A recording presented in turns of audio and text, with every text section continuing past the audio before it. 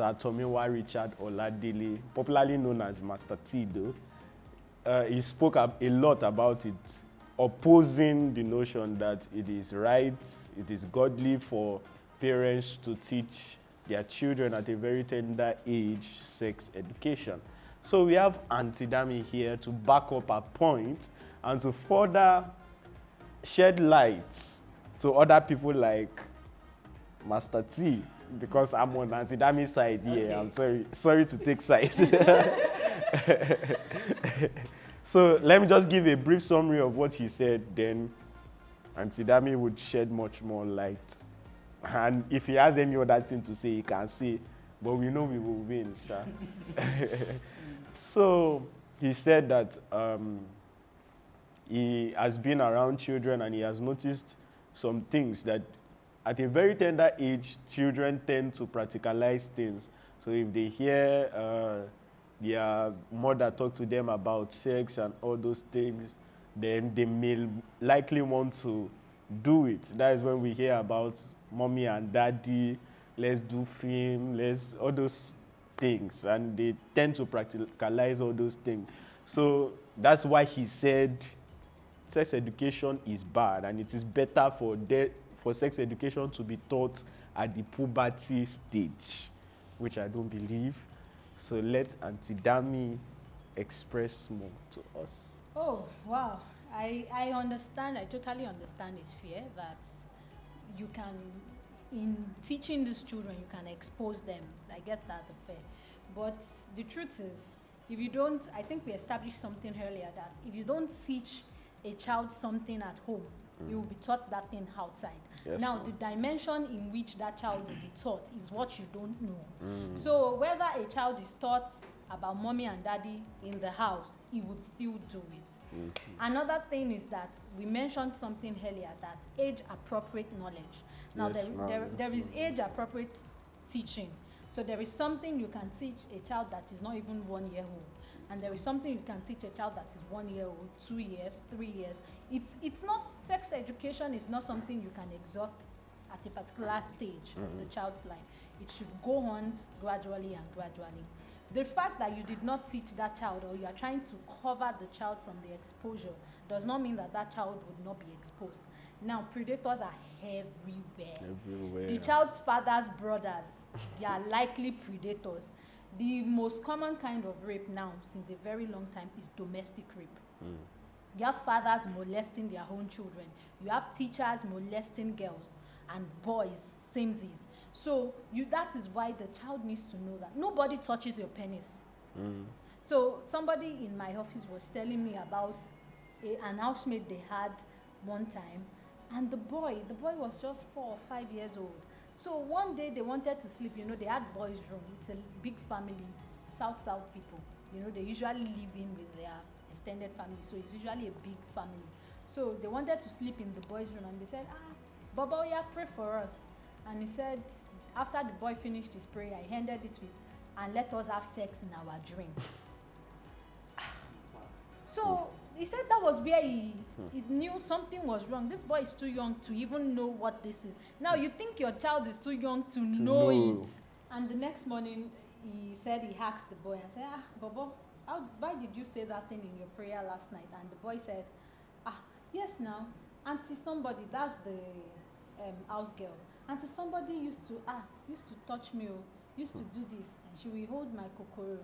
And when she's dressing for me to go to school, everybody would have gone to work or whatever, and she would first of all hold my kokoro. She would touch it, she would do this, she would do that. And he said no, that he went crazy on that day. That he couldn't believe that this small boy, the boy does not even know what is happening to him. Do you understand?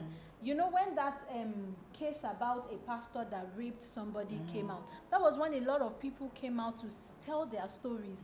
I had a friend that even said there was a dad's friend that was, when she was very young, probably 6, 7, 8, that a dad's friend would just hold her breast, as a child. Maybe she didn't really have breast, but would fold and fold as if he was playing with her. But it was when she grew older that she now understood that, so this is what this guy has been doing. And that's why it will now lead to resentment and all of that, because when that guy even did that thing to you, you didn't know what he was doing. So I think and I believe that it is proper for you to educate. You hold your child that, your child at a very tender age. It's necessary that it's age appropriate information. You don't have to tell the child everything, but let the child know that nobody cleans up for you. Nobody touches this part of your body. Nobody undresses you. At age 1, your child should already know how to start dressing up for himself or herself. How to clean up after using the bathroom. Nobody. You don't sit on any uncle's laps, no matter who he is. You don't follow an uncle to the room to say, come and take chocolate. Those are age-appropriate knowledge. So, because these are things that are happening, you don't need to reveal everything. Then when a child is growing older, let her know that, oh, do you now like a boy? That's when you can now start talking. And you don't even need to wait till the child is a teenager before you even start talking about boys. Because you would see 8-year-old, 8-year-old is even too old. 6, I like that boy. And when the boy winks at her, she's like, oh. So you don't need to be hostile about it, but let the child, so you like David. Oh, you like David. Like, play about it, but bring the serious parts into it as well. So thank you very much.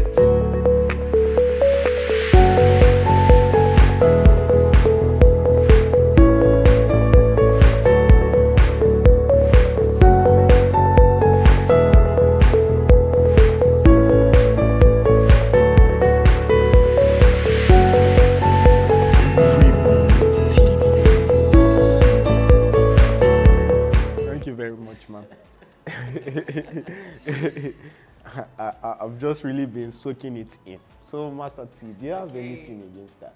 At this junction, I take my word back. Yeah. So you are accepting defeat. I am at this point, everyone is not an island of knowledge. Yeah, okay. So at this point, I say I take my words back because I think I was one-sided before, but now I'm coming to the realization that these things are the real deal.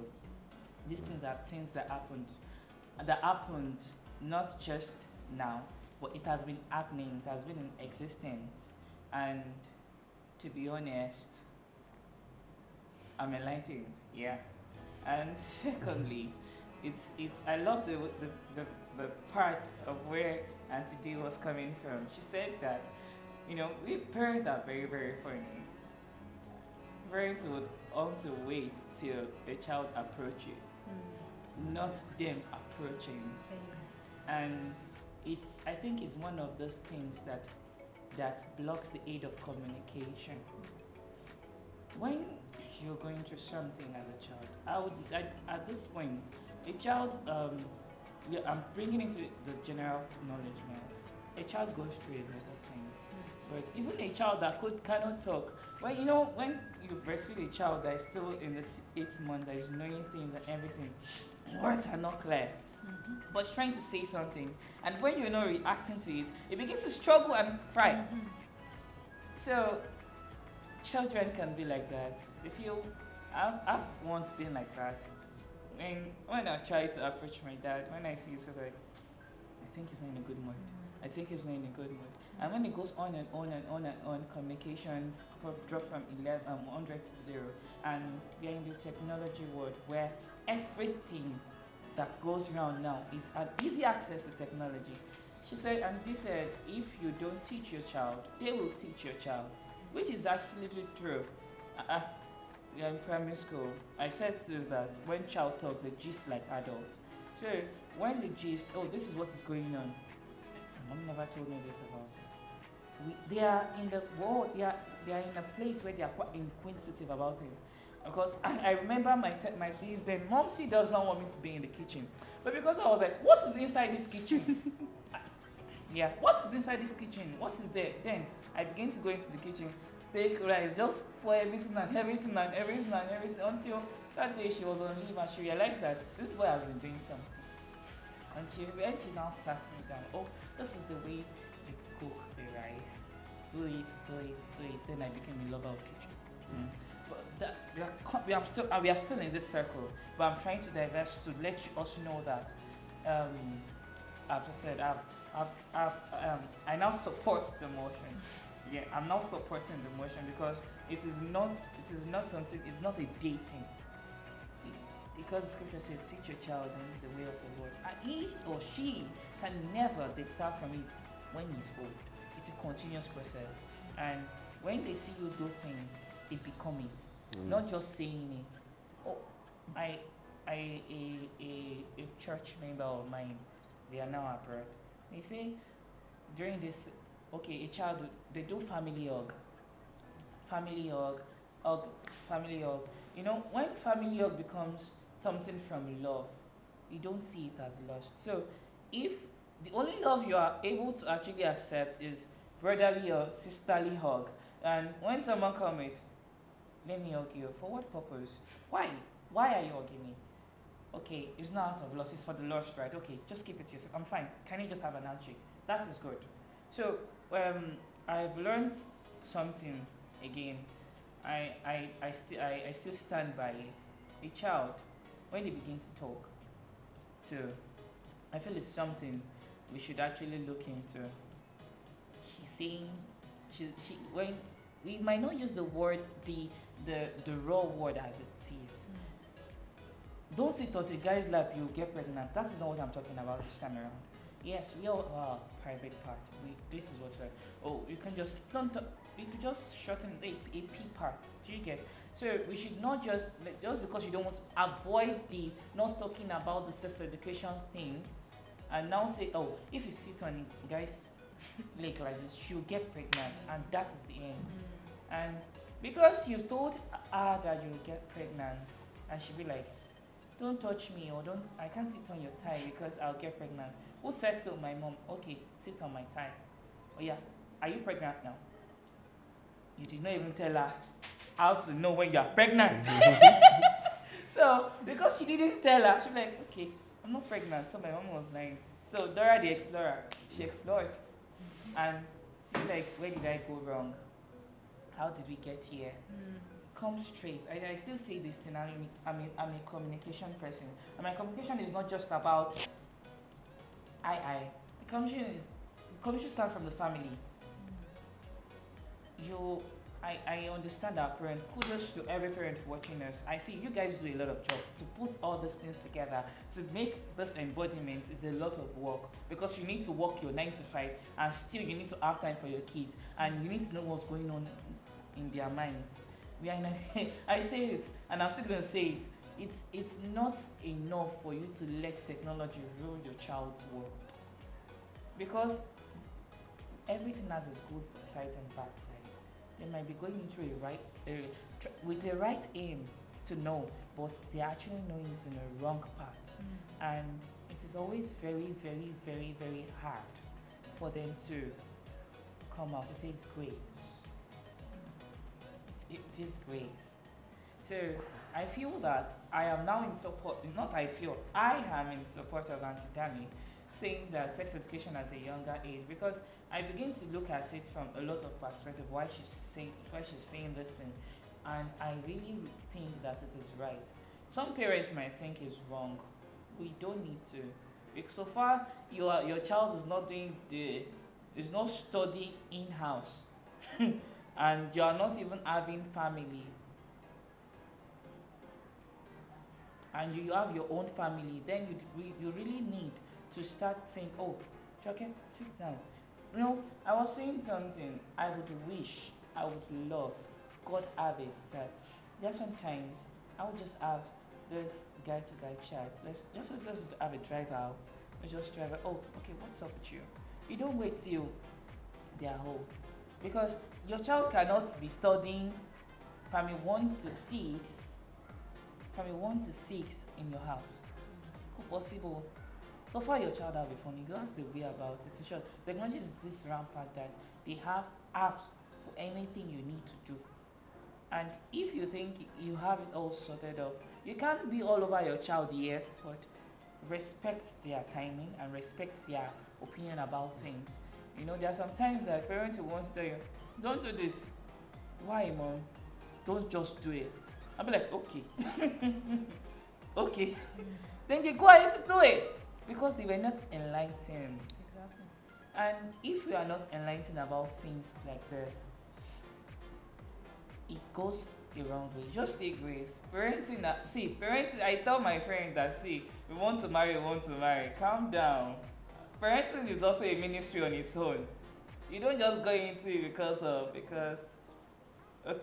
you don't just go into it because you want to enjoy the marriage, and so that means you're married now. You can Jesus more about it because it goes a long way. I've had experience. People I live with, I take care of their children when they are not home, sit down, taste, and I can say it's a lot of hard work. as a young person, it's a lot of hard work. And I would say one thing while I just drop my mic without my mic. I would say that it takes life to birth life. It takes life to birth life, and